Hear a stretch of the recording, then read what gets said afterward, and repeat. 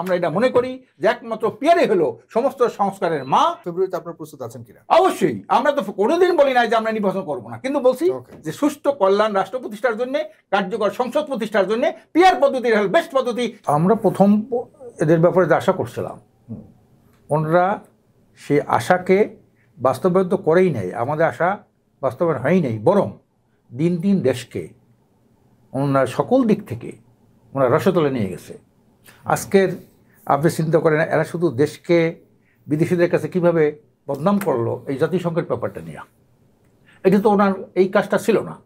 উনি কোত্থেকে বের হলেন, ওনার সাথে মেহমান গেল তারা কোত্থেকে বেরোলো, উপদেষ্টা কোত্থেকে বেরোলো, এই যে জামলা ডিম মারামারি হইলো, আবার মারামারি হইলো, আবার মামলা হইলো। সেইখানে নিউ ইয়র্কের একটা এয়ারপোর্টের একটা কাছে একটা থানায় মামলা পর্যন্ত হইলো, ঠিক না? সেখানে অ্যারেস্ট হইলো, আবার 12 ঘন্টার মধ্যে আবার সে জামিন পেয়ে বের হয়ে গেল, আবার শক্তভাবে কথা বললো, আবার শেখ হাসিনা তাকে নির্দেশ দিল তারা এইটা কর। এই যে একটা অরাজ্যকতা, এই যে বদনাম করলেন, একটা কলঙ্কিত করলেন দেশটাকে, উনি যত বড়ই হোক না কেন, কিন্তু এই যে আচরণটা উনি যেটা করলেন, এতগুলা লোক 100 লোকের বহর নিয়ে গেলেন, এই টাকা কাদের? এই টাকা কেন দরকার ছিল আজকের এই অবস্থায়? 100 লোকের আত্মীয়স্বজন কি কাজ? ওনার 2টা মেয়ের কি কাজ জাতিসংঘের সাধারণ পরিষদের এই মিটিংয়ে? এইসব ব্যাপারগুলো নিয়ে ওনার বয়স হয়েছে, উনি কাদের কথায় চলে এইটা নিয়ে আমরা সন্দিহান। আমরা প্রথম পর্যায়ে তো ওনাকে সার্বিক সহায়তা করেছি। উনি যখন পদত্যাগ করতেছিলেন আমরা সবাই যে তাকে সাহস যোগাইছি, না আপনার থাকতে হবে এখানে। কিন্তু দিন দিন এইভাবে উনি বিভিন্ন সমস্যা সৃষ্টি করবেন এবং নিজের ব্যর্থতার প্রমাণ করবেন, এইটা আমরা আশা করি নাই। উনি আরেকটা দেখেন, নির্বাচন ফেব্রুয়ারিতে নির্বাচন উনি তো ঘোষণা করে দিয়েছেন। এখন ওনার যারা আশেপাশের লোক আছে, খালি ফেব্রুয়ারিতে, এমন কোনো শক্তি নাই ফেব্রুয়ারি নির্বাচন বন্ধ করতে পারে। দেখেন অবস্থা, এই কথাটা প্রতিদিন সবার মুখ থেকে একই কথা। আপনার কোনো সন্দেহ আছে? তাহলে বোঝা না, সন্দেহটা এত বারবার বলা দরকার। উনি তো বলছে ফেব্রুয়ারিতে নির্বাচন, আমরা তো বলি নাই কেউ কিন্তু এইটা এত বেশি বলা, মানে এটার মধ্যে এত বারবার কেন বলে উনি ফেব্রুয়ারিতে নির্বাচন? কেউ কোনো শক্তি মাসিক দরদ বেশি টাকা। হ্যাঁ, এইটাকে ওনাকে বলছিল। আরেকটা কথা, এই সরকারকে এরকম একটা জাতীয় নির্বাচন দেওয়ার মতো সক্ষমতা আছে না, সেটাই এইটা নাই, এই সক্ষমতা নাই। আমি পরিষ্কার বলেছি যে এই সরকারের একটা সুন্দর সুষ্ঠু গ্রহণযোগ্য নির্বাচন করার মধ্যে ওনার এই সক্ষমতা নেই। তাহলে তো আপনার ডাকসুতে কি হয়েছে এটাই তো করতে পারে না। এতদিন হয়ে গেল, রেজাল্ট এখন একটা ভুয়া ব্যালট পাইছে, ভুয়া ব্যালট বের করছে। এই ভুয়া ব্যালট 2টা পিছিয়ে গেছে। হ্যাঁ, পিছিয়ে গেছে। ভুয়া ব্যালট যে আগামী জাতীয় নির্বাচন হবে না, এই বাক্স যে আগে ভরা হবে না, কারণ এটা তো ঐতিহ্য সূত্রে ব্যালট কাটিয়ে ঢুকানো, বাক্স ছিনতাই করা, জাল ভোট দেওয়া, এজেন্ট বাইর করে দেওয়া, হ্যাঁ, তারপর ওই যে উনি যে বলেন ম্যানিপুলেশন করা, যে আপনার ভোট 3 জন ভোটার আসলে সেখানে 56% ভোট দেখানো, এই যে আমার ভাই বললেন। কাজে এই বিপদটা যে আমরা ঐতিহ্য সূত্রে পাইছি তো, কারণ এই ভোট চুরি শুরু করছে শেখ মুজিব নিজে ভোট চুরি করছে, 73 সালে ভোট চুরি করছে, 293টা আসন তারা করছেন। এই ভোট চুরির ধারাবাহিকতা কিন্তু আমাদের রাজনীতি। তারপরে মরহুম শহীদ জিয়াউর রহমান সাহেব উনি একটা রেফারেন্ডাম দিলেন, সেখানে উনি কত পার্সেন্ট বলেন? 98.5%। 98.5% ভোট। আপনি তখন রাস্তা ছিল না, ঘাট ছিল না, মানুষ তো শিক্ষিত ছিল না। 98.5% ভোট কিভাবে? হা বাক্স একদিকে, না বাক্স, হ্যাঁ, হা বাক্স না বাক্স।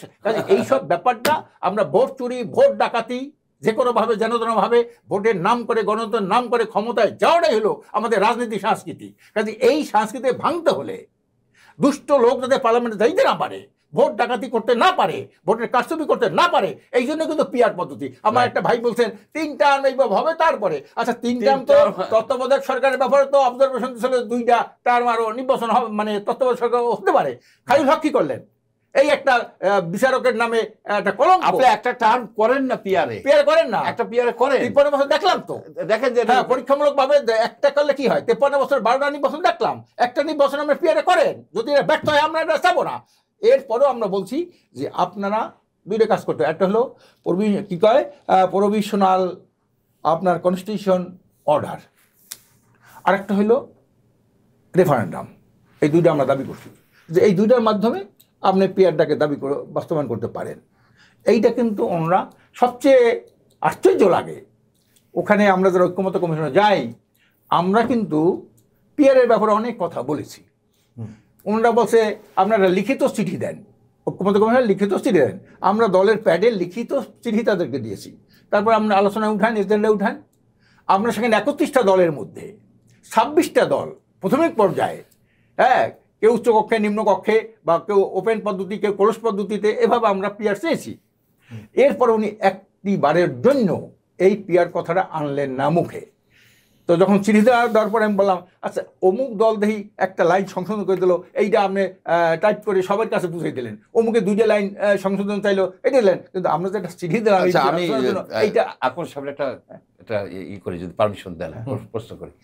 একজন ব্যক্তি সে 40 বছর আগে দেশান্তরী হয়ে গেছে, দেশ ছেড়ে চলে গেছে, অন্য দেশের নাগরিক, সে আপনাকে বুঝাইতেছে যে কোন পদ্ধতিতে নির্বাচন হবে, কনস্টিটিউশন কি হবে, তা আপনার ওই মিটিংয়ে গেছেন কেন? আপনাদের যদি সামান্যতম সম্মান বোধ থাকতো, পলিটিক্যাল পার্টিগুলি বলতো যে বাংলাদেশের মধ্যে কি একজন লোক নাই, বাংলাদেশের নাগরিক কি একজন নাই যারা কনস্টিটিউশন নিয়ে আলোচনা করতে পারে, এবার ঐক্যমত্য করতে পারে? আর আপনি ঐক্যমত্য করবেন কি? আপনি বাকশাল করবেন? ওনাদের 71 দফা, আপনাদের 10 দফা, এদের 15 দফা, এটা নিয়ে যাবে ইলেকশনে। ইলেকশনে যদি পাবলিকেই হয়, সবাইকে এক করতে হবে, সেটা তো বঙ্গবন্ধু করতে গেছিলেন বাকশালের মাধ্যমে। ঐক্যমত্যর থেকে সবচেয়ে বড় কথা হচ্ছে কি, যে দুর্নীতি দমনের জন্য যদি এরা কাজ করতো, এরা যে ইলেকশনে যে ডাকাতি হয়, চুরি হয়, এটার বিরুদ্ধে যদি একটা এফেক্টিভ বুদ্ধি বাইর করতে পারতো, এরা চলে গেছে মটো নাই তাদের, মানে যে একটা আছে না যে আমরা এই নির্দিষ্ট এই কয়েকটা বিষয়কে রিফর্ম করব, এরপরে আপনাকে ভাইকে একটু সম্মান রেখে কথা বলি। আমরা সেই দেশটাতে শান্ত থাকুক, আমরা চাই নাই ওখানে। আমরা যেহেতু অধিকাংশ দল পিয়ার চাই, বেশ কয়েকটা বৃহত্তম মানে একটা বড় দল জামাত ইসলামও, তারাও লোয়ার হাউস আপার হাউসে পিয়ার চায়। আর ভাই যে আমাদের আপার হাউস দরকার কেন? না, দরকার না, আমরা চাই না। আপনার তো প্রভিন্স আছে, না আপনার যেখানে ভারতে অনেকগুলি প্রভিন্স আছে, রাজ্য আছে, আপনার একটা মাত্র দেশ ইউনিটারি যে জার্মানি, সেইখানে একটা আপার হাউসের মতো আছে। আর যেখানে ইউনিটারি কান্ট্রি সেখানে তো আপার হাউস নাই। আমরা তো চাই নাই। আমরা কিন্তু আপার হাউসে এইটা আগেই ওনার লিখে নিয়ে আসছে, এই যে ঐক্যমত্য কমিশন আগেই একটা আপার হাউস লিখে নিয়ে আসছে। আমরা কিন্তু আপার হাউস বলি নাই। আমরা বলছি যদি আপনি দেন তাহলে আপনি 2 হাউসে পিয়ার দেন, তাহলে কি হবে? আমি যদি 10% ভোট পাই আল্লাহর রহমতে, তার 30 জন দেবো লোয়ার হাউসে, আর 10 জন দেবো আপার হাউসে, 10 জন দেবো নারী সংরক্ষিত আসনে।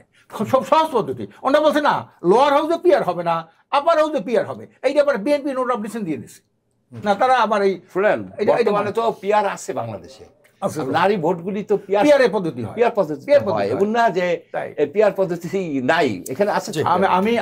আমি অনুরোধ করব আমাদের বিজ্ঞ সমালোচকবৃন্দ এবং আমাদের সঞ্চালক, খুব অভিজ্ঞ মানুষ, আমি অনেকগুলো তার ওই জুমে আমি করেছি, সমস্ত দেশবাসীকে আমি পরিষ্কার বলতে চাই, আমরা দেশে একটা স্থায়ী শান্তি, মানবতার সার্বিক মুক্তি চাই, একটা দুর্নীতি দুঃশাসন মুক্ত একটা কল্যাণ রাষ্ট্র চাই, আমরা একটা কার্যকরী সংসদ দেখতে চাই, এবং যোগ্য, সৎ, যোগ্য এবং মেধার একটা সম্মেলন আমরা পার্লামেন্টে দেখতে চাই। কতগুলা নায়িকা, গায়িকা, অপদার্থ, চোর, ডাকাই, টাকা পাচারকারী, সম্পদ লুণ্ঠনকারী, এদেরকে আমরা পার্লামেন্টে দেখতে চাই না। এইগুলা দূর করার জন্যেই আমার পিয়ার পদ্ধতি একমাত্র পদ্ধতি। এইটা যদি reform of mother of all reform, peer is the mother of reform. আমরা এটা মনে করি যে একমাত্র পিয়ারে হলো সমস্ত সংস্কারের মা, এটা আমরা বিশ্বাস করি। এটা দেশবাসীকে আমি আহ্বান জানাই, এবং দেশবাসীতে ঐক্যবদ্ধ হয় আল্লাহ রহিম রহমত মেহরবানিতে। জনগণের মধ্যে যে স্বতঃস্ফূর্ত আমরা লক্ষ্য করেছি, আজকের আমাদের থানায় সব প্রোগ্রাম হয়ে গেছে, আমরা 400 থানায় প্রোগ্রাম করছি। এখন হচ্ছে 7 দিনের মধ্যে সমস্ত ইউনিয়নের আমরা প্রোগ্রাম করবো। এই কর্মসূচি আমরা অলরেডি সমস্ত ইসলামী দলগুলো আমরা দিয়ে দিচ্ছি। কাজে এই জন্য জনগণ বর্তমান সিস্টেমে সামনের ফেব্রুয়ারির জন্য সার্বিক প্রস্তুতি আপনারা নিচ্ছেন? জি, সার্বিক প্রস্তুতি আমাদের। আমরা যদি পিয়ারে হইয়া যদি পিয়ারে নির্বাচন হয়, ডিসেম্বর নির্বাচনে আমার কোনো আপত্তি নাই। ডিসেম্বরে যদি হয়, পিয়ার হয়, আমরা কিন্তু ডিসেম্বরে নির্বাচন করতে পারি। হয় তাহলে ফেব্রুয়ারিতে আপনারা প্রস্তুত আছেন কিনা? অবশ্যই। আমরা তো কোনোদিন বলি নাই যে আমরা নির্বাচন করবো না, কিন্তু বলছি যে সুষ্ঠু কল্যাণ রাষ্ট্র প্রতিষ্ঠার জন্য, কার্যকর সংসদ প্রতিষ্ঠার জন্য পিয়ার পদ্ধতি বেস্ট পদ্ধতি সারা দুনিয়া। আমি এ পর্যন্ত বলছি ঐক্যমত্য কমিশনে যে আমরা একটা গ্রুপ পাঠান বিভিন্ন দেশে, যে সব দেশে পিয়ার আছে। মনে করেন তুরস্ক মুসলিম বিশ্বের একটা পরাশক্তি, ঠিক না? তারপর সুইজারল্যান্ড একটা শান্তশিষ্ট দেশ, তারপরে 95টা দেশে সেই দেশগুলো আমরা একটা গ্রুপ পাঠান, আমরা সেখানে দেখি, বা তাদের রাষ্ট্রদূতদের সাথে আমরা একটা বৈঠক করি, তারা কিভাবে পিয়ারটা করে দেশটাকে একটা শান্তিপূর্ণ দেশে পরিণত করলো, একটা রাজনৈতিক স্থিতিশীলতা সৃষ্টি করলো। আচ্ছা, আপনি পিয়ার বলেন, এটা সরকার ভেঙে গেছে কোথায়? আপনার এই যে নেপালে। কিন্তু ইংল্যান্ডেও তো সরকার পরিবর্তন হয় দুর্নীতির কারণে, এই জাপানেও তো হয়, সেখানেও তো হয়। তার কাজে নেপাল দিয়ে আপনি পিয়ারটাকে চাপা দেবেন, তা তো হয় না। সরকার ভেঙে গেলে হ্যাঁ, আপনি যদি শেখ হাসিনা সরকার মাঝে মধ্যে ভাঙ্গে যেত তাহলে কি ভালো হতো না? হ্যাঁ তাই, হ্যাঁ এত ফেসে হইতে পারতো না, এত ফেসে হইতে পারতো না। কাজে এই জন্য আল্লাহ রহিম রহমান দুইজন বিজ্ঞ আলোচক খুব সুন্দর আলোচনা করেছেন। আপনাদেরকে ধন্যবাদ জানাই। আপনার দেশের স্বার্থে, জনগণের স্বার্থে, একটা কল্যাণ রাষ্ট্র প্রতিষ্ঠার স্বার্থে আপনারা যে বক্তব্য দিয়েছেন, আপনাদেরকে ইসলামী আন্দোলন বাংলাদেশের পক্ষ থেকে আপনাকে ধন্যবাদ জানাই।